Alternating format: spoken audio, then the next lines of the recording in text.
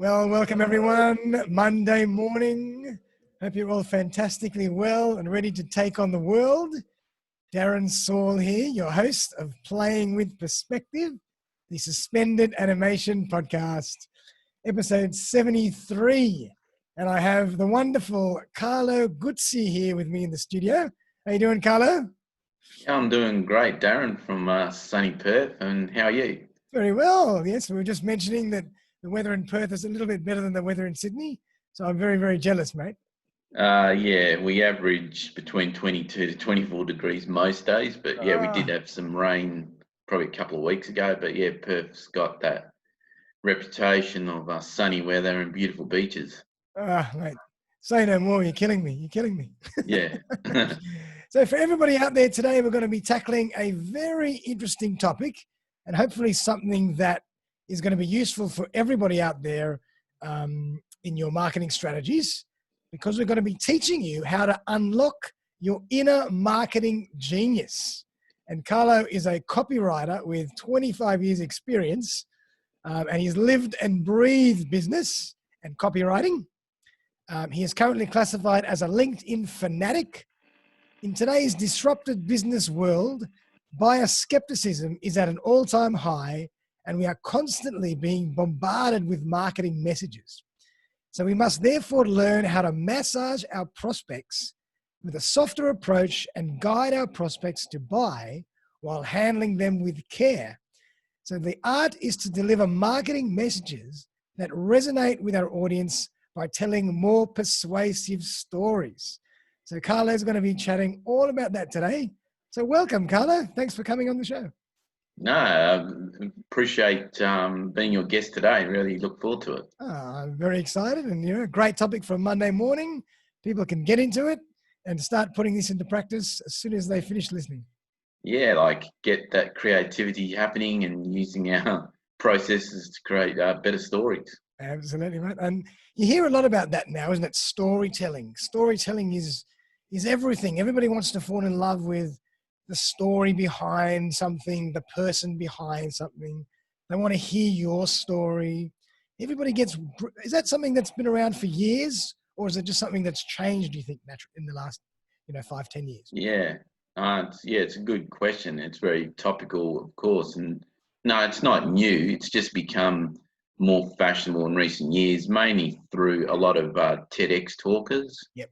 And really very good speakers. They are very exceptional writing, telling stories. Where my specialty is more in the written word, but yep. It's something that's been with us for a long time. When we were kids, we loved our bedtime stories when our parents would read our stories. And as a parent, I had to do that many times. It definitely helped putting my oldest daughter to sleep. Very good.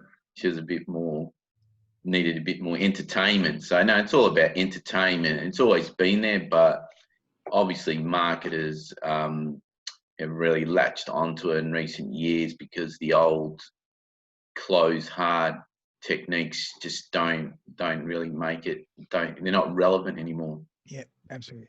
So would you say that being a good bedtime storyteller makes you a better marketer? It's definitely a good prerequisite, I reckon.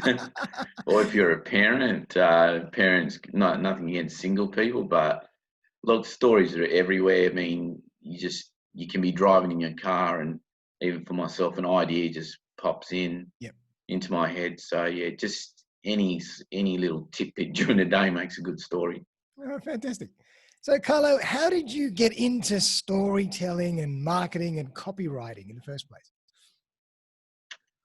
Years ago, when I was running a tile importing business, I did have to hire a copywriter, and then I saw, like these sort of immediate impact. So, and then I just thought, not at that time, that's what I'd like to do. But I think it was like a year later, I got really interested in the subject, and then I was looking at hiring a marketing expert, and then I just started following some people online, and it just grew from there. So it was while I was in my own business exploring those avenues, and it wasn't something that I didn't really do a course in then, but later on I did many courses and I got immersed into it and got quite obsessive about it. So Oh, nice.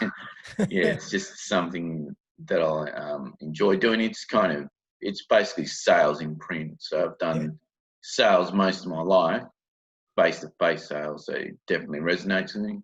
Yeah. And were you always a good writer? Did you always have a gift for the written word, or is it something you developed? Yeah, I think just developed over time. So, but I remember when I was in high school, I wrote one good sort of essay or story about the America's Cup, and I got a good grade for that, even though I wasn't considered an A Right. English student. So I think there was always a little bit there, but I did want to become a journalist. Oh, yeah.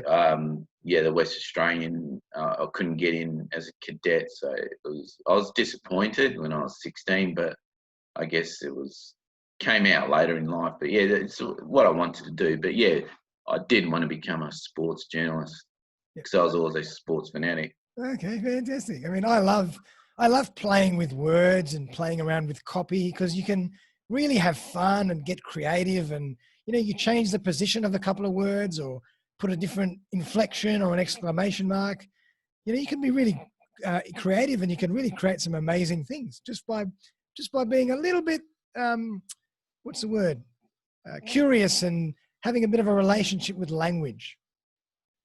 Yeah. I mean, I consider myself a sales language expert. So even when I'm sending text to people, I'm forever thinking, oh, that doesn't sound right. I don't just send it. I mean, unless it's a quick thank you Yeah. type thing. But yeah, I'm always playing around with words. If it's a LinkedIn message or, Yep. just any kind of email. And I mean, I use the Grammarly app a lot. So Oh, that yeah. definitely is a great help, great tool in writing better. Yeah, I should check that out. I haven't really tried Grammarly, but I've heard a lot about it. No, it's pretty cool. It does improve your writing, and it's definitely helpful for anyone who writes blogs. Definitely. Oh, I love it. I mean, I just love having that blank canvas in front of you and you start filling it up with words and you can just have some fun and you just never know what's going to come out of it. Like you can have something in your head, but as soon as you start putting words or print or text to paper or in digital form, it takes on its own life, and the finished product is usually different to what you might have anticipated. So it's a fascinating subject, really, copywriting. Yeah. No, it's interesting, and everyone's got the ability to be a good one. They've just got to extract Yep. that sort of talent out of them. Because most people that I speak to, they say, "Oh, I just stare at a screen. I don't know what to write." But it's when you do learn about copywriting, it's just actually learning a systematic approach. It's quite systematic, Okay. but the best part is actually handwriting on paper. That usually gets your best ideas down. I agree. So, mate, let's jump in. I mean, if we want to become better marketers and better influencers and better storytellers, tell us a bit more about how to do that. What is that systematic approach to take? How can we train ourselves to become better copywriters and better marketers? Yeah, that's another pretty good question, Darren. So I'd say you've just got to get that sort of frustration or that feeling inside of you and getting down on paper. So that's a generalized sort of like answer. But yeah, more specifically, like copywriting and storytelling, they actually work differently. So Right. like, yeah, no, they do work differently, even though they work together. So Yeah. it's Interesting. a bit contradictory, but All I'll right. explain that copywriting, you assemble it. Yep. It's like an IKEA table, which is very difficult to put together, as we I know. can't stand assembling those things. Oh my God. Yeah, assembled copy, you put in your arguments and testimonials and things like that. And obviously your opening paragraph. With storytelling, it's more like has a beginning, middle, and end. Right. That's your 3-step process to a story. But Yep. they merge. You use the both, but they're done differently. So, but Interesting. I'd say storytelling is more left brain too, because that's your emotional side. Yep. So if you're in touch with your feelings, your emotions, that's how you become a better storyteller. But you do have to get inspiration, can be, YouTube videos, obviously podcasts and books. I mean, I've listened to quite a few audio books on storytelling, and that's how you get yourself into the game, like they say. But you need to pull in from different sources. Yep. Many different sources, and some people are probably more creative than other people. But just use your creativity, it's all about research, I guess. Yeah. I mean, and some people are, natural storytellers verbally, but I think anybody can really train themselves and get better at storytelling. And particularly when you're talking about storytelling in text form, you have some time. You're not actually just storytelling verbally. So you actually have some time to create it, craft it, and, rejig it and make sure it's right. So, I don't see why you can't develop that skill. No, it's like anything. It's like riding a bike. I mean, the first time, you've got your trainer wheels, and you're not going to be particularly steady. So you've got to be prepared to give yourself the license to make mistakes. So you can't be, with any type of riding, you can't be brilliant first time around. But you've got to be able to experiment with words, phrases. Watch how really great writers, how they put things together. But anybody can do it. But like you said, written word is a lot easier than the because when you're doing a talk, you kind of got to cut out those ums and ahs, and it's you can't just say, oh, hold on, I'm just going to erase that line and I'll replace it with this. No, the written word, you've got more license, you got more flexibility doing things. But if it's verbal, people can see your body language. So you've actually got to be. I'd say verbal storytelling is probably harder, and I'd say I'm probably not as good at that. But it's not to say that I couldn't, but definitely the written word is a bit more comfortable. Oh, nice. And so then with copywriting, have you got any tips for people, just to, 1 or 2 or 3 tips that really can make them have a better relationship with copywriting and how that actually works? Yeah, well, basically copyright, I mean, there's so many aspects to it. I mean, just to break it down, you've basically got your headline. That's pretty much your number one thing. Yep. And it was David Ogilvy, legendary advertising man, said that if you spend 80 cents of every dollar on your advertising, it's money well spent. Wow. So if anybody wants to learn about copywriting, they should just Google David Ogilvy quotes, because all of them are just full of they're all gold nuggets, still relevant today. So headlines, number one, and we've touched on storytelling elements. So it doesn't matter what product or service you have, just talk about the story, how the product's made, how if you were broke, how you went from where you were to where you are now. That's really important, because people like that connection point. Yep. And I guess the third important part is it's really like your proof, testimonials, so and social proof. It's all pretty important. So that the copywriting complements that. But without the proof, it's really hard to make sales as such. Yeah. So it's kind of like the headline, which is the hook. Then you have your text, or your meat and potatoes, and then you have your testimonials or your social proof that substantiates that. Yeah, so the meat and potatoes, us marketers call that the body copy. The body, yep. Yeah, that's the actual term. So I hope listeners are tuning in. That's a little tip there. And obviously, I didn't mention call to actions, but they're very important. So usually, longer form, like a sales letter, on average, you need about 3 sort of call to action. So you've got to repeat it. Oh, really? A few times. Yeah, not just putting it at the end. That's interesting. I didn't think of that. Right. Look, you may need to go more than that, but it's very important to remind people what you're sort of selling. That's a very good point. So all the way throughout, you should kind of revisit the call to action, so you can give people an opportunity. Yeah, you put it at straight away. Yeah, you put it at intervals. Like you probably don't put it in the first couple of paragraphs, because you're introducing yourself, but say in the middle towards the end. You could have an offer state that above the headline, but yeah, there's so many things involved in copywriting, because even under a headline you can have a sub headline or you can have above it. That's right. So there's different ways, because people's eyes are lazy. You got to try different ways of grabbing their attention. Yep. So yeah, even changing font does help. Yeah. And what about things like bullet points and emojis and, graphics and color, maybe just to break things up a bit? Would you recommend that? Probably nowadays people are more fascinated by emojis, but if it's a direct mail piece that ain't to a corporation, I'm not sure if that's going to work. But yeah, graphics is important. Yep. You definitely got graphics.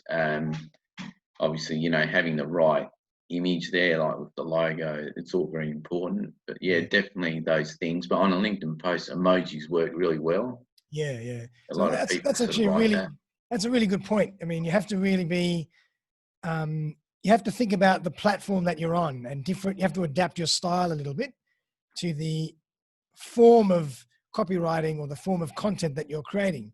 If it's a LinkedIn post or a Facebook post or an Instagram post or a letter or an email, it's all a little bit different. So good point. You have to really kind of adapt yourself a little bit to the platform, the native platform in a way. Yeah. I mean, there's some shopping retailers you see there, I receive their emails all the time, but I never click on them. So the thing is, with an email, you don't want to make it look like an email. You don't want to be seen like you're promoting something, and it's like, to get the thing opened, it's like, it's got to be interesting. So I think that's where the headline comes into play. But sometimes, there's always, put it this way, there's always a better way of communicating with another person. But sometimes those big bang sort of type emails just don't really work. Yep. Like, I've definitely found myself that, like when they say a picture tells 1,000 words. So if I put a graphic to something, it usually does very well. Whereas sometimes if you don't, it gets a little lost. Or even if I have a headline in bold with a certain fluorescent color, it just does so much better than a video without that, because it just draws your attention straight away. We're so attention poor. We need to be constantly, hooked. No, because everyone's kind of addicted to social these days. So it's like, if you're just another written post, or, it's not standing out. I know a lot of influencers are using subtitles on their videos, so that's another way of standing out. I mean, I don't use them, but not so. But everything has its reason. But you just test and measure and see what works. That's the best philosophy. I'm not here to say that subtitles are good or not good. You've just got to be able to test and measure, like all forms of marketing, really. Yeah, good point. So you really got to just keep on experimenting and testing, seeing what works, seeing what doesn't work. The platform is different. The audience is different. The product or solution might be different. So you have to keep on playing. It's a fluid, moving organism, really. It's not just there's no hard and fast rules that are going to work for you every single time. Yeah, exactly. I mean, just people just should look at it as a game. So business, marketing, it's just a game, and I guess it's how you play the game. And sometimes to play the game's not easy.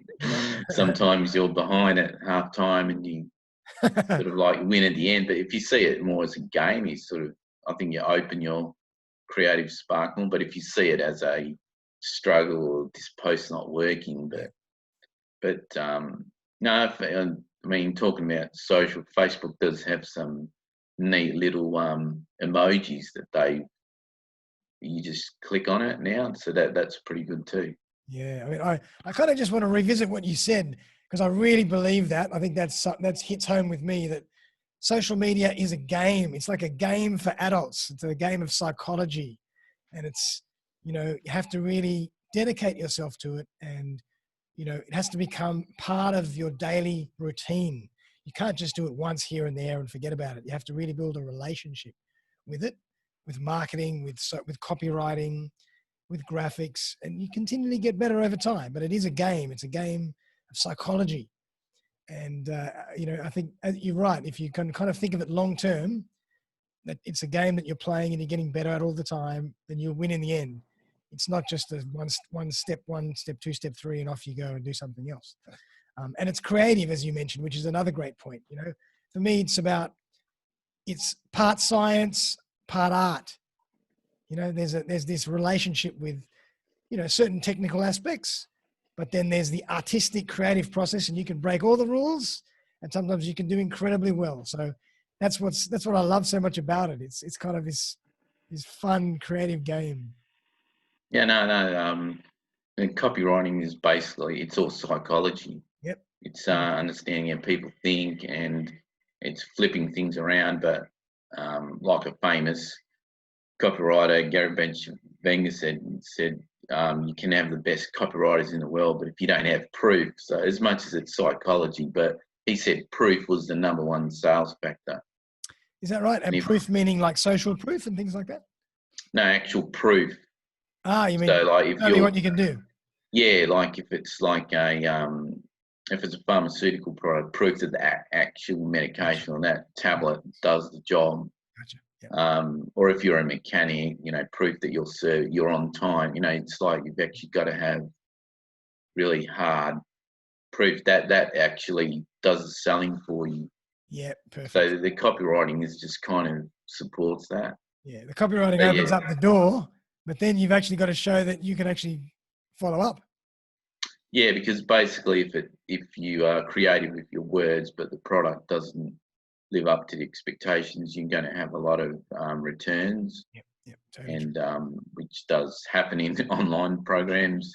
Yeah. But it's just it's kind of like you said, it's science, it's art, and it's combined. So the science is the factual part, the proof that it works. That's right. The creative part is using certain words, like there's power words, which I do talk about at different webinars. So let's actually jump into that. Give us some words or some examples of copywriting that, and why they work so well. I'd love to give the audience some real understanding of how to put together copy.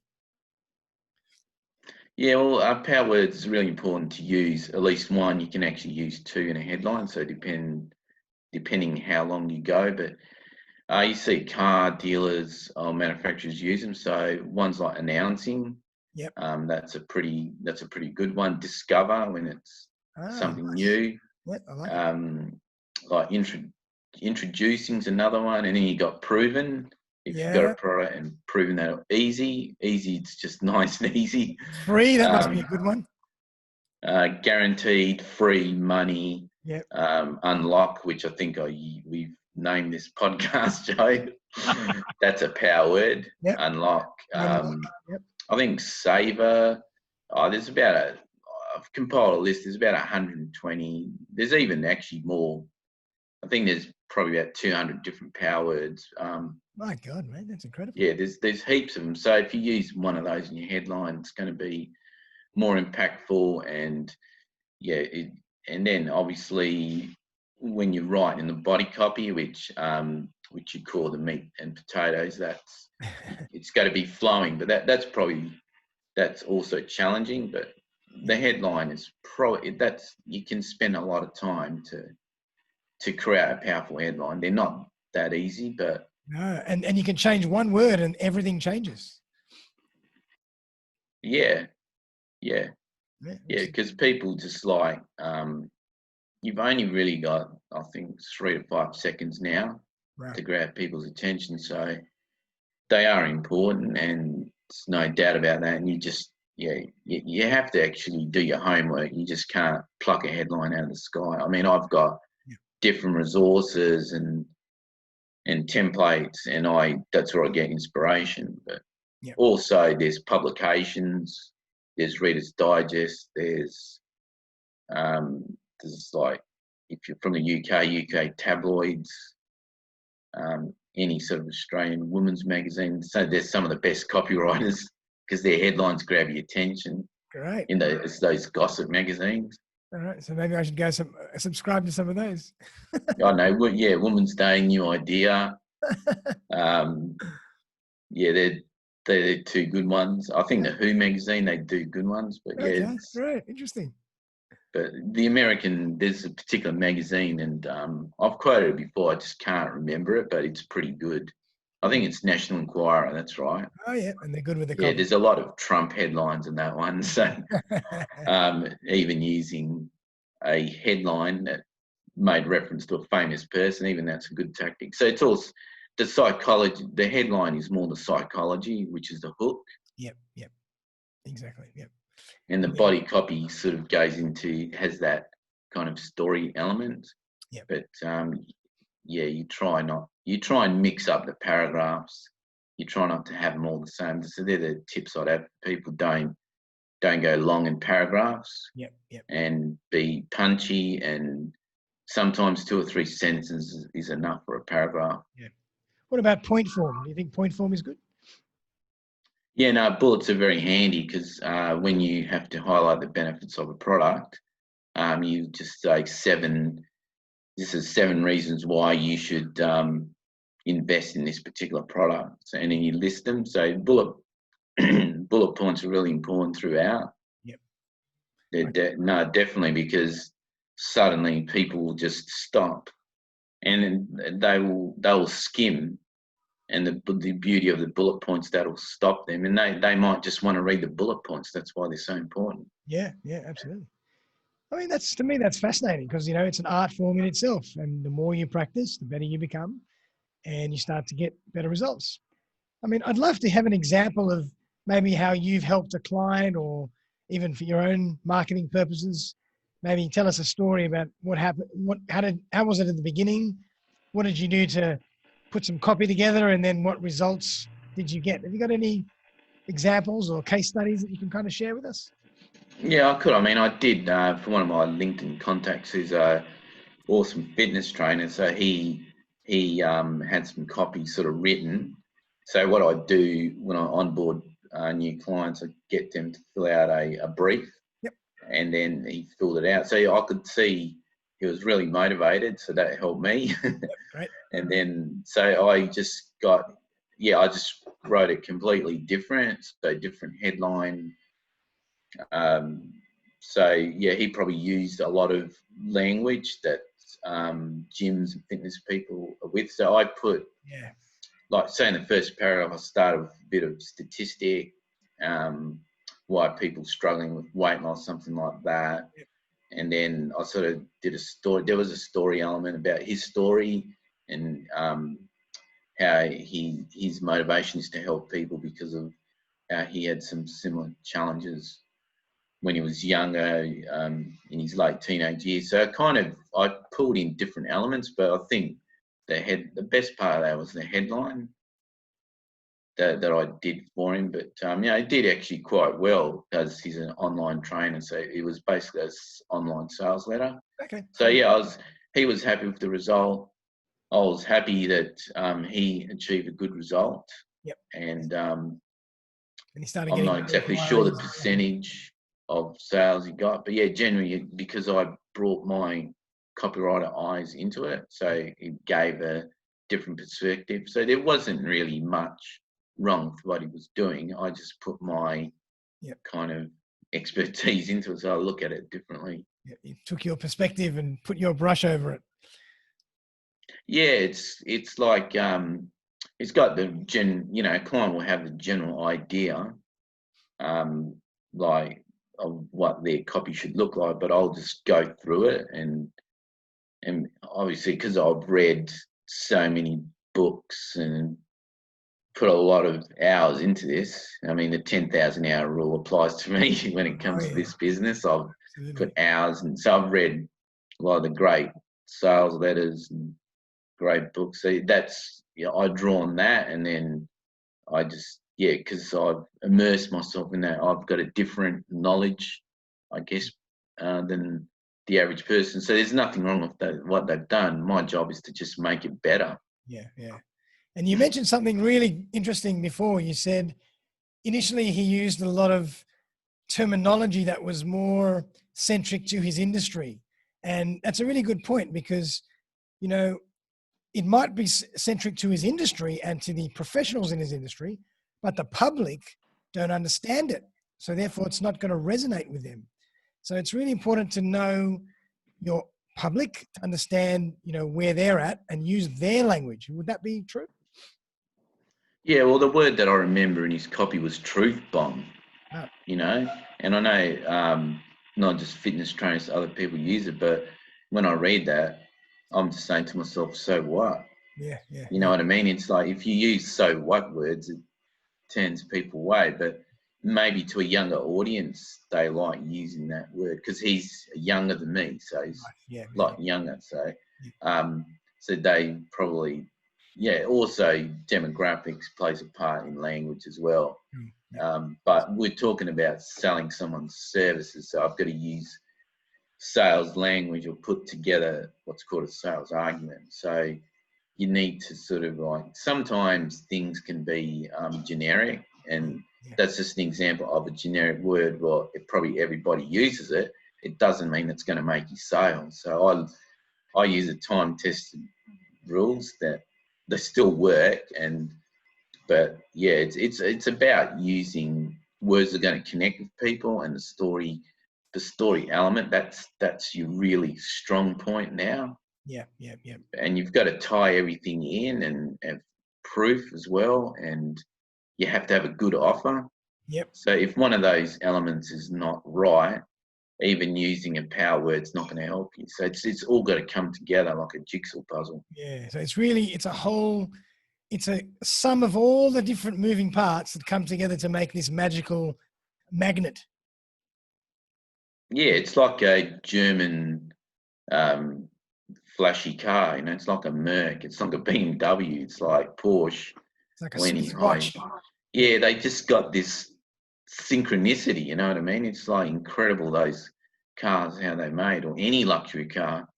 You know, you kind of got to do that. That's why when people ask for prices, it's really not easy because there's a lot of mental hours involved. Even when I'm having a break from it, I'm still thinking about the client.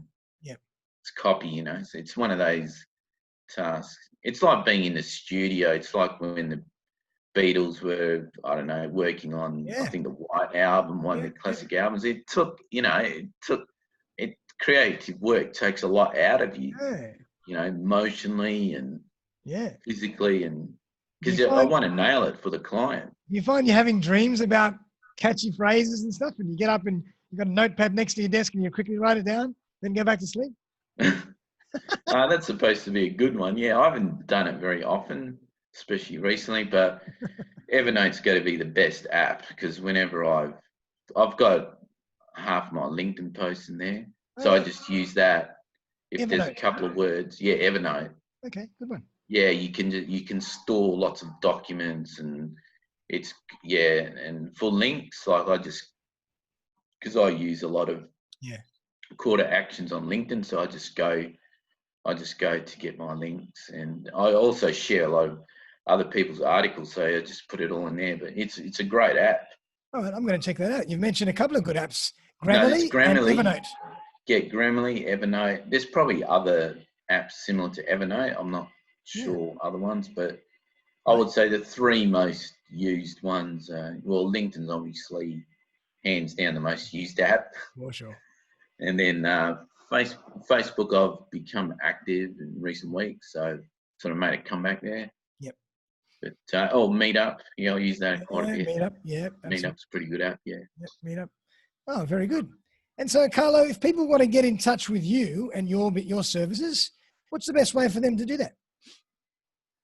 Look, just hit me up with the LinkedIn request. I mean, I do have a website which is called Epic Copywriting, but yeah, even Facebook is fine. I'm on Instagram, I'm on Twitter, but generally LinkedIn is the best because I like when I connect with someone, I usually like sending them a voice message. Oh, nice. That's what I like. Well, you can do one actually on Facebook too. Yep. So no, they're the best avenues, I would say. So you got a Facebook page as well for your business I've got a business page. I've got a sort of group. So I usually like inviting people to the group, which I've had some connection with, and you can share posts, you can do networking, and I have a LinkedIn group. Yep. And pretty active on both platforms. But I love connecting with people and networking. Wow, fantastic.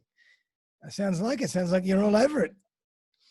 Yeah, well, that's the sort of idea. So I always like to look at life as you've got one shot at it and give it your best shot and have no regrets. So in order to do that, I have to, make the most of it. Yep, you got to be everywhere. Yeah. Absolutely. And in terms of your advice, I always like to ask people at the end of the show, what are a couple of things that you might want to give in terms of tips and insights to the audience that'll help them understand their copywriting and maybe their entrepreneurial marketing a little better? What can they use? Have you got a tip or two for us that we can use? Yeah, I mean, I've always got a tip. So when it comes to copywriting, it's basically just you do got to test and measure. Yep. And obviously different markets have different languages, so you have to know the language that market speaks. Yep. And I mean, with entrepreneurial, I mean, there's obviously a lot of success stories out there, but the only important story is your own. So yep. If it takes a while to get your business off the ground, it doesn't matter, because I've been there, done that. So I love that. I'm just going to jump in there. I love that. So, I mean, so success for you is a very solo journey. You don't compare yourself to anybody else. You just get on with it. You know, you're on your own journey and you measure your own results compared to what, the journey you're on. You don't compare yourself to other people. Is that right? Yeah, I mean, I've been guilty of that in the past. So in the last year, I've invested in myself, like personal development, watch different podcasts when I can. But I was very reliant on drawing inspiration from famous people. And so like now I find that I don't have time because I'm putting so much into my own sort of business. So yeah, basically it's all about, like, it's good to be inspired by others, but you got to learn to inspire yourself. So yeah, you've got to continually invest in yourself. But yeah, it sounds a bit selfish. I'll focus on your own journey. But if you look at others, you'll beat yourself down. Yep, you'll only be disappointed. I think that's a really good point. Take inspiration from many different sources, but only focus on your own journey in the end. Don't compare your results to others. Take inspiration from others that allow you to go further on your journey. So it's a slight different way of thinking. I really believe that.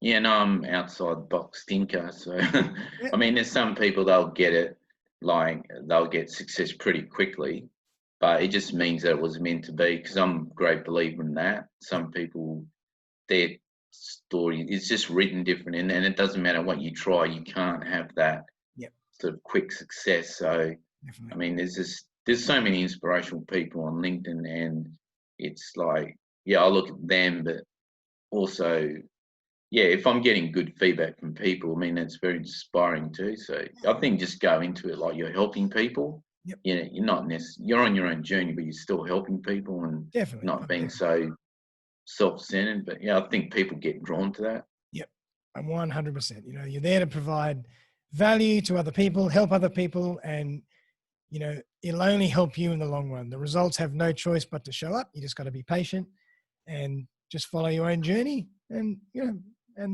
draw inspiration from wherever you can. Yeah, I mean, if you knock on 100 doors, it just means you haven't knocked on enough. So maybe it's knock on another 100. Yeah, absolutely. Well, Carlo, man, that's been absolutely fantastic discussion for a Monday morning. Hopefully you've given everybody some really great tips and tricks on how to write better copy, how to become a better storyteller. We've got some great apps for people to use, like Grammarly and Evernote. And those power words that you mentioned, do you have a list of any of those on your website or anything like that? It's actually not on my website. But I can, people send you a message or send me a message, I can send it out to them. So it's Okay. basically a download 120 power words. Oh, I fantastic. mean, even I can even send it to you. So yeah, it's free. There's no charge involved. So it's just something that I put together. But no, they're very important, and you can use them anywhere. And the people that I've sent it to, they gave me quite good feedback from it, and they said it's already improved their, especially on linking their posts. So yeah, no, it's definitely Fantastic. good PDF for anyone that actually. It's a good starting point anyway. Perfect. Well, I mean, I might grab the link from you. I'll put it in the show notes, and people can access those, and you can start writing better copy straight away. Yeah. No, I'll definitely send you. I'll send you the guide afterwards. Definitely, for Fantastic. sure, Darren. Fantastic. Well, Carlo, mate, thank you so much for being on the show. It's been a great conversation. Really, been a pleasure talking to you. I've learned a lot myself. So really thank you for coming on the show this morning. No, it's a pleasure, Darren. It's I really enjoyed today's conversation. It was really really nice conversation today, and hopefully your audience will become better copywriters from it and storytellers. Absolutely. I'm sure they will. And, I'm going to listen to this a few times because there's some really amazing golden nuggets in this conversation. So I think it'll all help us on our journey of storytelling and copywriting, which is so important these days for marketing. It's more noisy out there every day, and you have to cut through the noise. So you've got to be better at it than everybody else. So this is where you start. Yeah, no, Rome wasn't built in a day, like they say, but yeah, just start. Yeah, my advice is just use words that people understand. I think that's what Churchill once stated. So, Yep. but yeah, just keep it simple, and yeah, it's really hard to cut through, like you said. But I'm really looking forward to seeing interview on all socials, and this has been a great experience even for me. Fantastic, Carlo. Well, thanks again, mate. Have a great rest of the day. And all the audience out there, we hope you've enjoyed our show for this Monday morning. We'll be back very, very soon for another episode. Have a fantastic day, and we'll see you very, very soon. Bye for now. Thanks again, Darren. My pleasure, mate. Okay.